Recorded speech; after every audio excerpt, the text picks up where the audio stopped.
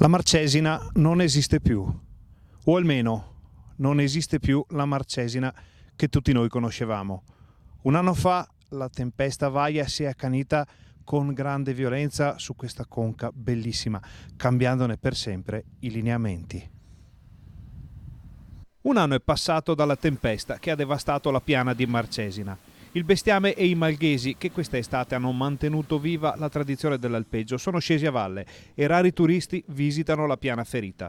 Sulle strade che conducono verso Enego o Foza il via vai è solo quello dei camion che portano in pianura il legname proveniente dagli schianti, ma è chiaro a tutti che quassù niente è più come prima. Un anno fa qui si è scatenato l'inferno. Oggi è una giornata uggiosa, ci sono nuvole basse, pare quasi che la natura abbia voluto nascondere quel che è successo esattamente un anno fa. Un volume enorme di alberi schiantati è già stato rimosso e portato a valle e lo testimoniano le sconfinate ceppaie rimaste nelle brulle radure ingiallite dall'autunno.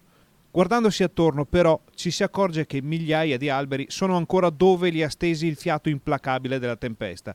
Intere montagne sono ricoperte di sempreverdi gettati a terra dalla violenza del vento.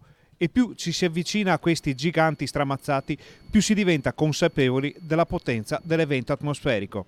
E in questo punto gli alberi sono stesi come se una mano gigantesca li avesse pettinati e quello che era un bosco bellissimo è diventato la schiena di un gatto spelacchiato.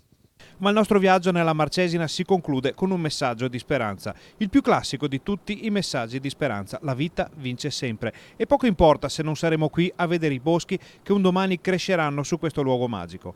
Perché, come ricorda un vecchio detto dell'altopiano, 7 volte bosco e 7 volte prato, poi tutto tornerà come era stato.